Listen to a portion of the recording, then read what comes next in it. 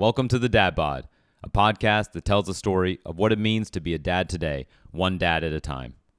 My name is Sean, and I'm a dad living in New York City with my wife and our two young native New Yorkers. The formula for the Dad Bod is simple. Each episode, we're going to interview one dad to get his story of being a dad.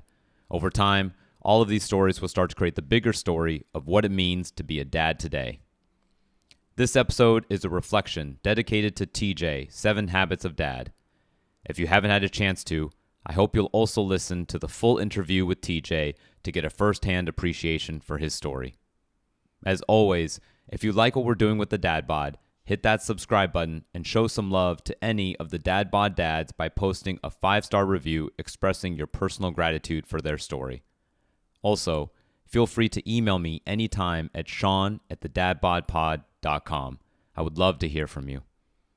All right, enough talking now. Thank you so much for listening to the show. Here we go with this reflection on TJ, 7 Habits of Dad.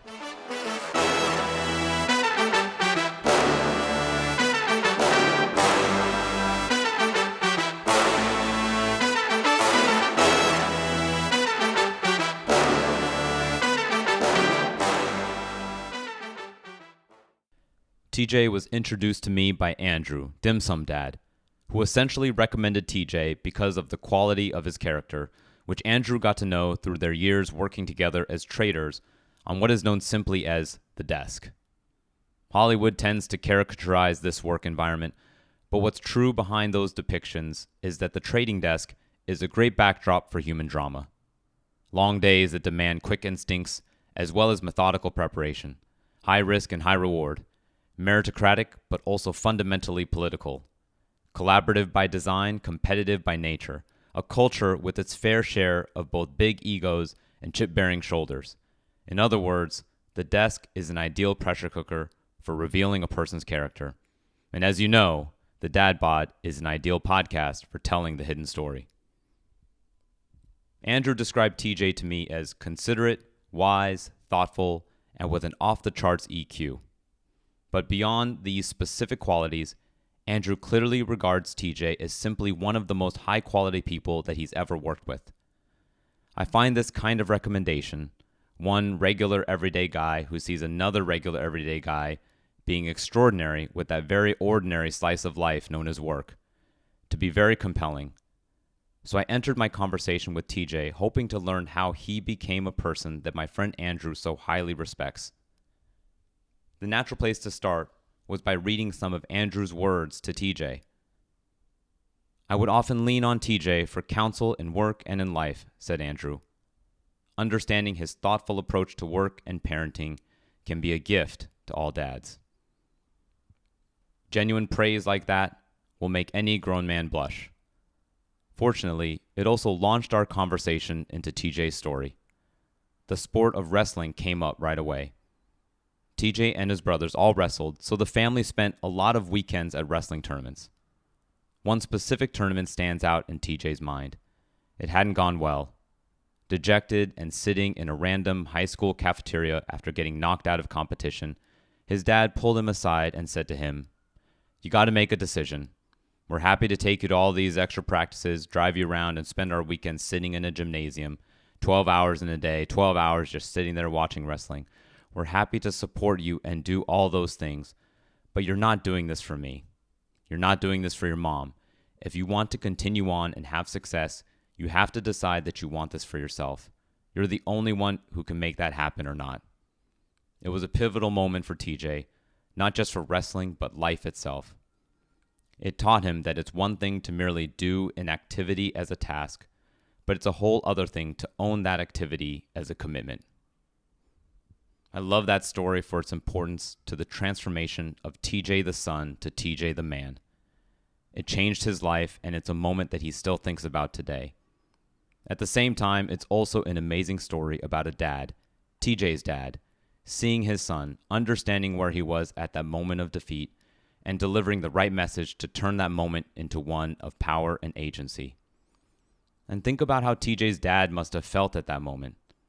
After a full week of work and family, you find yourself at yet another wrestling tournament on a Saturday. You just watched your son lose, but what you really saw was a going through the motions, lackluster type of effort. In that situation, I think many of us would let it slide, just another tournament in a long season. Some of us would have been upset and maybe come down on the kid. Your mom and I bring you to these tournaments, practices, extra practices. Do you realize how lucky you are to have that kind of support? TJ's dad did neither of those things. Instead, he saw his son, believed in his son, and then showed him a way out of defeat. Hollywood gives us dramatized halftime speeches. All access coverage takes us into the huddle of professional sports.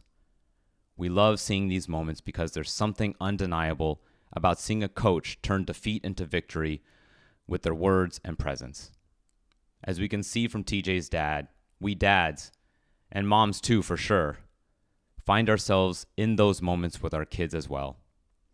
It might be after a tough loss at a wrestling tournament, but it can also happen with a tough homework assignment or trying to get over a fear or dealing with a social situation at school. TJ's dad provides a great example for all of us when we find ourselves in those kinds of moments. And yet there's still something more to call out about TJ's dad's work here. When I asked TJ, what was the imprint that your dad left on you? TJ said, he was always very available and very engaged. Work a whole day and then come back, and every day we were either playing baseball in the yard, or he was taking us to wrestling practice, or sometimes driving 45 minutes to get to the extra wrestling practice. Always very, very engaged with whatever activity we were into. He was our coach in a lot of sports, spending a lot of weekends, countless weekends, driving us all over and spending your entire Saturday at a wrestling tournament. So I think the big impression was just how much time he invested into the things that we were interested in, taking that interest in what's going on in your kids' lives and what they like to do, what they're focused on. Pouring yourself into that is something that has struck me, sitting here at this point and looking at my own kids. That important moment in TJ's life that took place in the high school cafeteria only happens because TJ's dad was there at that tournament and all the other tournaments and practices. The truth is, we won't always have the perfect words for our kids in their critical moments. After all, this is real life and not Hollywood. But if we can be present and take interest in our kids' lives, we can leave that same imprint on our kids that TJ's dad left on him. If I had to pick just one word to encapsulate TJ's dad, it would be consistent. It's a good word for his mom as well. At the surface, TJ's parents' collaboration places his dad as the primary parent covering sports and his mom as the primary on education. But the through line was modeling and teaching character.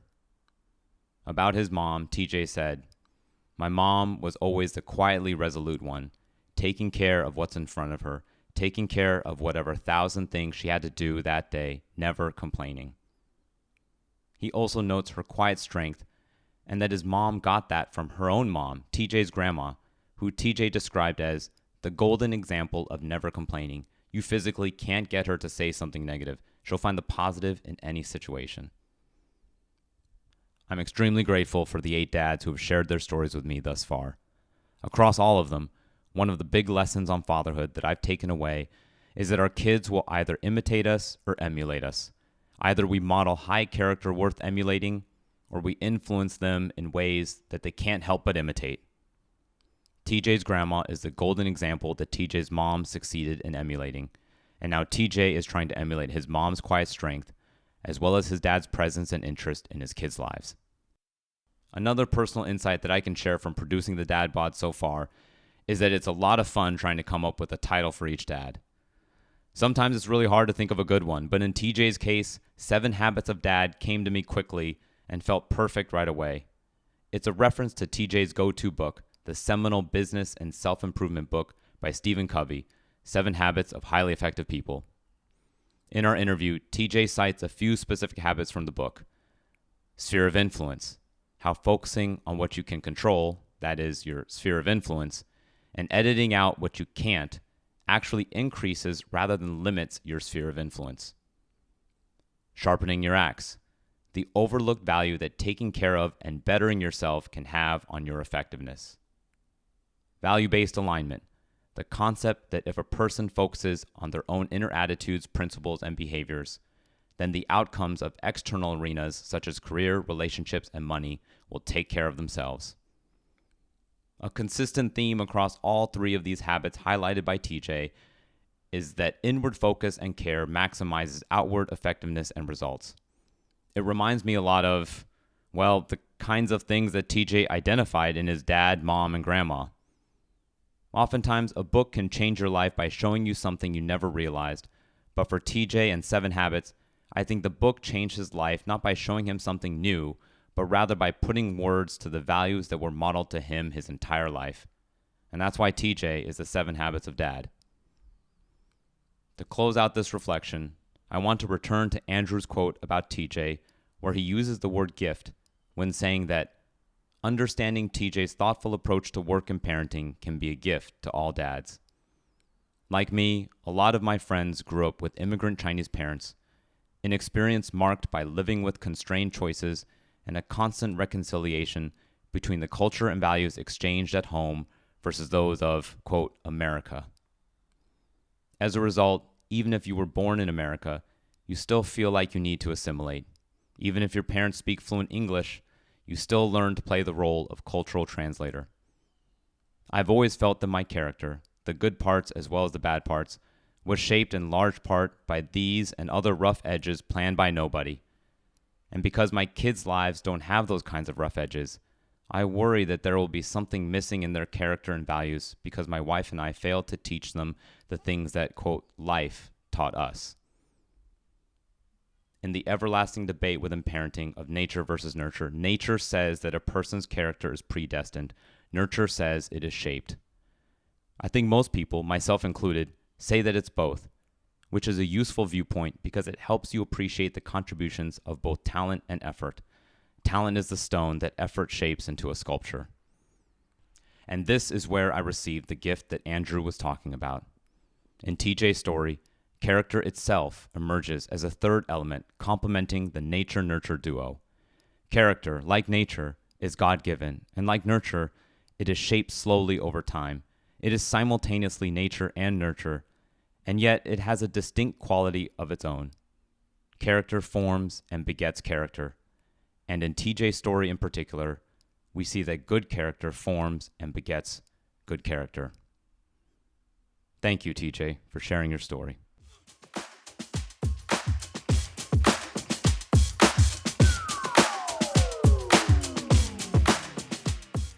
Those are my reflections on TJ, 7 Habits of Dad.